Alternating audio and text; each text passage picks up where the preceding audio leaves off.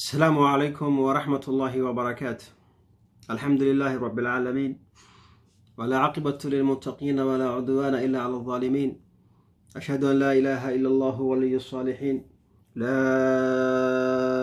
إله إلا الله أثني بها عمري، لا إله إلا الله يغفر بها ذنبي، لا إله إلا الله أدخل بها قبري، لا إله إلا الله ألقى بها ربي. الله هو ربي لا أريد سواه، هو الذي خلقنا من نطفة وعلقة ومضغة، فخلقه المضغة عظاما فكساه العظام لحما، فتبارك الله أحسن الخالقين. وأشهد أن نبينا وحبيبنا وعظيمنا وشفيعنا ونور القلب ودوائه ونور الأبصار وشفائه محمد طب القلوب، سيدي يا أبا القاسم يا رسول الله، البدر دونك في حسن وفي شرف، والبحر دونك في خير وفي كرم. أخوك عيسى دعا ميتا فقام له، وأنت أحييت أجيانا من العجم. صلى عليك الله يا علم الهدى. أما بعد، إخواني وأخواتي، walaalyaal meel kasta caalamka ka joogtaan, marka ugu horeysa ilaahay subxaanahu wa tacaala dembigeena ha dhaafo, umuurta allah inoo sakhiro, waxaan jecelnahay wanaag ilaahay subxaanahu wa tacaala ina wada siiyo, qabriga allah inoo waasiciyo, allah inoo nuuriyo, xisaabta allah inoo khafiifiyo, jannaan jecelnahay camalkeeda mahayne, raxmad ilaahay subxaanahu wa tacaala ina ugu gey raxmadiisii. maxaa yeelay qofka bin insaanka mise bini aadamka ah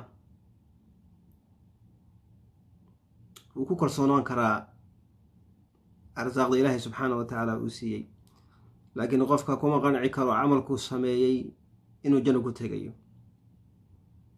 camalka wuxuu rabo ha ahaado, camalkaasi adiga aad samaysay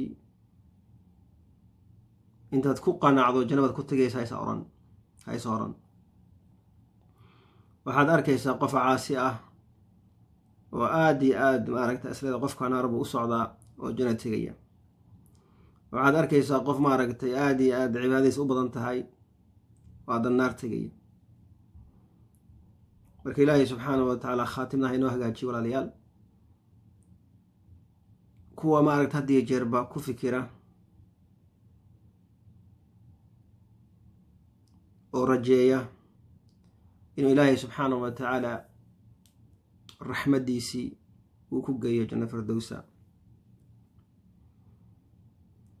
ikhwaani wa akhwaatii, walaalyaal meel kasta caalamka ka joogtaan, adduunyo maxaa ka taqaan? adduunyo maxaan ka naqanaa? adduunyo wuxuu ilaahay subxaanahu wa tacaala suurat annaba uu ku leeyahay bacda acuudu billahi min ashaytaan arajiim. bismi illaahi arraxmaani arraxiim.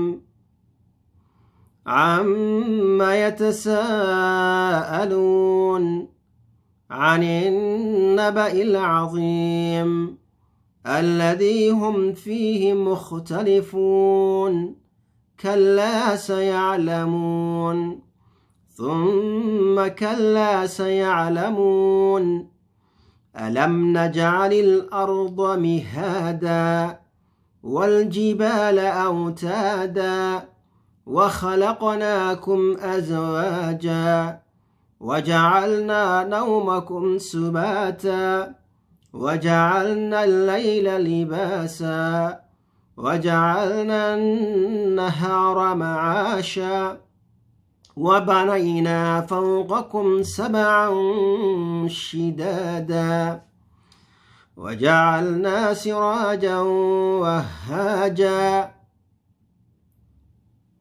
إلهي سبحانه وتعالى الدنيا waxay tahay iyo adduunyo qaabku alla subxaanahu wa tacaala oo ka dhigay buu inooga sheekeeyey suuradda. marka laga soo tago cama yatasaa'aluuna, ama waxbay is-su-aalayaan, yacni qiyaamaha markuu ilaahay subxaanahu wa tacaala u ka hadlay, gaaladii su-aal iska weydiinaya oo ilaahay subxaanahu wa tacaala uu leeyahay jooga waad ogaa doontaan, oo haddana jooga waad ogaa doontaan. ilaahay mithaal buu usoo qaaday uleeyahay alam najcal ilarda mihaadan soo anaga dhulkaa ma fidinin waljibaala awtaadan soo buuraha anaguma aan saarin dhulkaa suusan dhulka usma aragtay uusan idila soconin oo wakhalaqnaakum aswaajan laba nooc soo ma idinka dhigin laba iyo dhadig habeen iyo maalin col iyo nabad oo wajacalnaa nawmakum subaatan soo hurdidiina kama dhigin mid daalka idinka goysaa markaad daashaan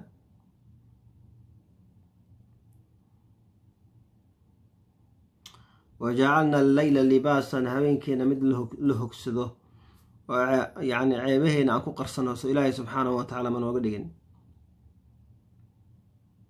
oo meel lagu hoydo guri baad galaysaa habeenkii qof walbaba guri yani magaalada waa wada faaruq bay noqonaysaa qof walba gurigiisa ba isku xaraynay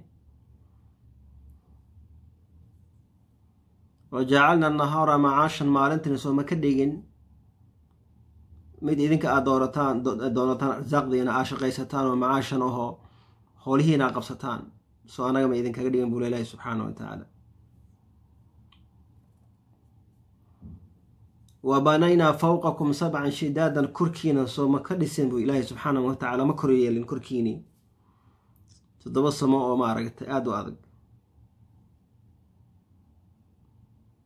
oo wajacalnaa siraajan wahaajan soo anaga faynuus ifayso waa qoraxdii baa ilaahi subxana wa taala ka hadlaya soo qorax soomaada idin samin buu ilaahi subxaanahu wa tacaala qoraxdaasoo iftiin idinka dhigaysa maalintii qoraxdaasoo laga helayo vitamin D oo jirkaagu u baahan yahay ilaahi subxaanahu wa tacaala can you feel it? Can you see how Allah gave us the explanation how he created this world? Can you believe this?